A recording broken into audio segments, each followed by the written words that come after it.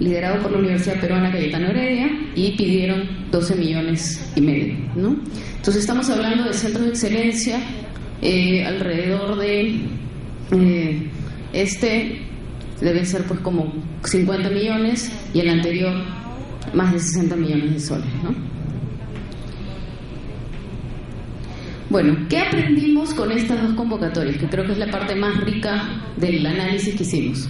Primero, nos dimos cuenta que los postulantes no tenían muy claro cuál era el concepto de un centro. No habían profundizado que no se les pedía una cartera de proyectos de investigación, que se les pedía decir cómo iban a funcionar como nueva entidad.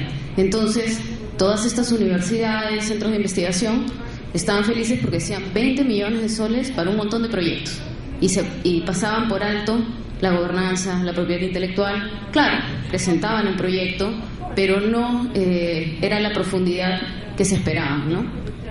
Lo otro es, las convocatorias fueron de aproximadamente 8 meses, ¿no? Es un tiempo corto para tener que coordinar entre tantas entidades que van a ser una nueva entidad. Y lo que se ve es que las propuestas carecían de una buena gobernanza. Habían momentos, por ejemplo, en los mismos ganadores que ganamos, ¿y ahora qué? Incluso hay una experiencia que siempre cuento, que es, habían unos preseleccionados, y cuando nos juntamos después para comentar, recoger la información de qué les había parecido la convocatoria, nos dijeron, mira que cuando nos preseleccionaron estábamos felices, pero y después, oye, ¿y si ganamos? ¿Y si ganamos? ¿Y si ganamos? Ya era un susto pensar en ganar, porque era muy complejo, porque se les venía la parte de la Constitución, y en plena Constitución han habido casos en los que se han dado cuenta que lo que ellos habían escogido no lo permitían hacer los estatutos internos de esta entidad. Otro socio que en el papel estaba y le pareció una buena idea, muchas veces era como que sí, me gusta tu iniciativa, vale, voy. Y cuando, oye, pero tienes que poner tanto, no, ya no voy. Y ya eran ganadores. Entonces, esas cosas realmente fueron bastante difíciles poder manejarlas durante el periodo convocatorio. Luego, bueno, también una débil gestión en propiedad intelectual. Como les decía, la Constitución tomó un tiempo. En esta segunda convocatoria, recién hace poco se han conformado como entidad. Entonces, es lógico, recién después de ser ganadores se han juntado a negociar y a pensar bien en los términos que habían colocado en su propuesta. Y una de las cosas más preocupantes es que principalmente el actor más débil de las propuestas era el empresarial. Como las universidades eran las que lideraban, ¿qué es lo que pasaba? Las empresas podían tener interés en la propuesta, pero no se metían más allá. Entonces, ¿qué es lo que terminábamos observando? Que dejábamos de tener ese faro.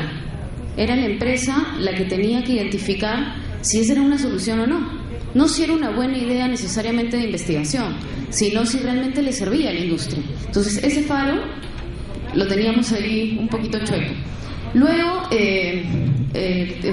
muchos casos también se presentaron que las socias empresariales estaban ahí por cumplir, que en verdad el que lideraba era la universidad y no había opinión desde el punto de vista de innovación realmente en la propuesta. Y finalmente, nosotros pedimos una contrapartida, ¿no? ¿Y quién es el más adecuado para dar la contrapartida? El empresario, ¿no? Entonces ahí también no podíamos cosechar a veces propuestas grandes, porque las universidades no tienen ese capital que puede tener la industria. Entonces el empresario no era una propuesta que hacía suya, y como una propuesta que no hacía suya, no decidía invertir en ella, ¿no? Entonces los monetarios que recogíamos eran pocos, ¿no? Ahí es que nos preguntamos ¿por qué las empresas no participan? ¿Qué está pasando, no? Y revisando un poco la situación de la innovación en el país, tenemos algunas cifras interesantes, ¿no? La inversión en I+D+I de la industria es en promedio 0.1% de las ventas. ¿Qué nos dice eso? Que la empresa peruana no hace mucho I+D+I. Y además, solamente el 2% de las empresas está accediendo a financiamientos del Estado. Las que hacen, de repente pagan por ello, pero no están en este mundo de concursar, de postular, no tienen el know-how para hacer las propuestas, no tienen la gente que sabe hacer propuestas, entonces hacen innovación de otros tipos. Entonces tenemos en estos gráficos que nos damos cuenta que I+D+I en actividades no hace el 75% y aquellas que no lo adquieren son el 96.1%. Entonces es bien alto. Cuando se hace una encuesta se pregunta ¿por qué? ¿Cuáles son tus obstáculos para innovar? ¿El costo? Claro, si estamos hablando de un centro de excelencia que tiene que hacer innovación disruptiva, necesitas el mejor capital humano. ¿Cuánto te cuesta contratar a un PhD, a un postdoc? Ese costo es alto. Además, el personal y el costo de la tecnología misma, ¿no? La infraestructura. Entonces, ahí la aliada que cae por su propio peso es la universidad. Pero ¿qué pasaba con la universidad? Miren las cifras de cuánto colabora la empresa con la universidad. En promedio, 2.8%, ¿no? Entonces, ¿qué tiene relación con el 2% de empresas que acceden a los financiamientos del Estado? Siguen siendo pocos, ¿no? Entonces, ¿qué fue lo que hicimos? ¿Cómo estaban innovando las empresas? Las empresas demandaban servicios tecnológicos al exterior. Claro, porque las empresas tienen que innovar, tienen que existir, tienen que subsistir. Pero ¿cómo lo hacían? Demandaban servicios tecnológicos al exterior. Adoptan tecnologías. Se prefieren innovaciones incrementales a las disruptivas, porque no te generan un vacío en tus finanzas, no hay un tiempo de recuperación a veces para ello. Y finalmente, los que participaban eran financiamientos muy puntuales. No se generan tecnologías a nivel local, no hay quiebres tecnológicos y el financiamiento es limitado. Entonces, en esta última convocatoria cambiamos el foco del asunto. El liderazgo del sector empresarial era obligatorio. Exigimos empresas que realmente fueran representativas de su sector, con un mínimo tamaño de ventas, y se valoraba que tuvieran I+D+I interno.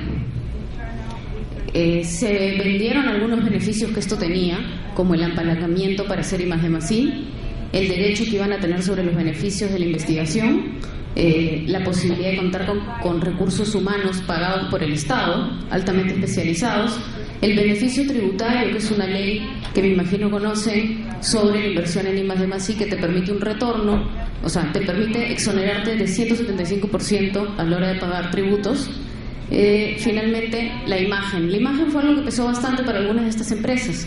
Ser una imagen innovadora, en la que el Estado invierte fondos. Y se rediseña el proceso de la convocatoria. Se hace en 3 fases, donde en esta segunda fase se les pide qué entidad van a ser, cómo van a funcionar, cómo van a manejar sus derechos de propiedad intelectual. Esta parte ha sido crítica, porque en esta parte sí ya se tenían que poner de acuerdo cuánto pones tú, cuánto pongo yo, cosa que no hacían hasta después de ser ganadores en la realidad, ¿no? Entonces, la idea es que ahora, en esta convocatoria, el que gane ya sea un centro de excelencia constituido. Se constituye durante el proceso de postulación. Se exige pues que sea una persona jurídica, se trata de que todos los participantes estén dentro de esta persona jurídica. Les comento un poquito de las entidades que están participando y han quedado para la fase 3-4, que están la mayoría en el rubro de la agroindustria. Y finalmente, las últimas lecciones aprendidas de esta convocatoria que está en curso. La primera es que todavía nos queda por afinar algunas fases. No es fácil llegar a este nivel de coordinación. La fase 2 debería durar más tiempo. Algunas limitaciones que tenemos tributarias, ¿no? Aquellos socios impedidos, socios que dependen del Estado afuera, o socios que por sus propios estatutos no pueden ser parte, tenían que formarse en consorcios o asociaciones de participación, y hay algunos modelos que son más cómodos tributariamente que otros, y hay todavía un desconocimiento sobre cuál es el mejor modelo de CTI. Lo otro que nos decían es: yo quiero ser una asociación sin fines de lucro, pero me pides comercializar la tecnología. Si yo pongo eso, la SUNAT me va a matar. La tributación me va a decir: tú no eres sin fines de lucro. Entonces aquí hay una contradicción o una preocupación, un riesgo. Luego, otra cosa importante es lo que es una propuesta a financiarse en 5 años versus políticas que podrían no tener largo plazo. Beneficios tributarios. Hay que ver si se renueva en el 2018. Me estás pidiendo que haga un centro de excelencia hasta el 2021, 2022. El beneficio que me estás dando no tiene el horizonte que me estás exigiendo. Y finalmente quisiera compartir dos experiencias positivas. Esta obligación y este jalarles la pita para que se conformen durante el proceso de postulación realmente genera bastante compromiso. Eso ha hecho que los 4 que están preseleccionados probablemente se constituyan, ganen o no. Y finalmente, lo que yo sí quisiera resaltar es que el ecosistema todavía hay que desarrollarlo, porque cuando hablamos, por ejemplo, de universidades en capacidades de participar en un centro de excelencia, siguen siendo contadas con los dedos. Y es un instrumento muy poderoso porque nos puede llevar a generar ecosistema, a atraer talento, a repatriarlo, ¿no? Entonces, hay que seguir trabajando en el tema y creo que es una experiencia bastante positiva para el país y agradezco bastante la oportunidad que me han dado de contarles un poquito del proceso. Gracias. Gracias, Manuela. Interesante línea de promoción de la ciencia y tecnología, buscando al sector privado. Muy bien, ahora tenemos a Stefan, quien también nos va a compartir desde su ámbito desde la Unión Europea, cómo trabajan estos temas de cooperación internacional en temas de ciencia, tecnología e innovación. Stefan, por favor.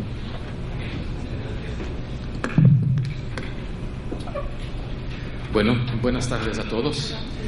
Lo que yo les quería presentar es uno de los programas que tiene la Unión Europea para facilitar temas de transferencia tecnológica entre los 2 continentes.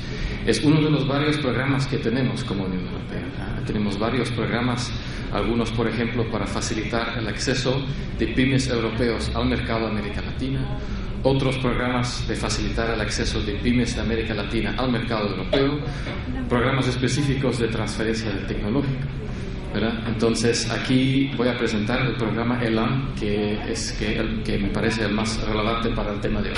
¿Sí? Bueno, el programa ELAN tiene básicamente 2 componentes. ¿Sí?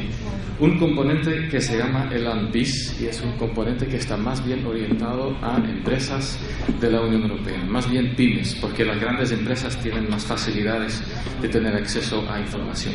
¿Qué es lo que ELAN BIS hace? Es básicamente proveer información a empresas europeas que quieren hacer negocios aquí en América Latina. ¿Sí? Son preguntas como, bueno, ¿cuáles son las medidas sanitarias, fitosanitarias que se aplican a tal producto? ¿Cómo es el tema de propiedad intelectual? ¿Verdad? Entonces, algunas de esas preguntas trata de contestar el ANPIS. ¿Sí? Entonces, es un programa más que nada de apoyo a pymes europeos que quieren hacer negocios aquí en América Latina. ¿Sí? Es el segundo componente el que nos interesa más. ¿Sí? Eso es el ELAN Network.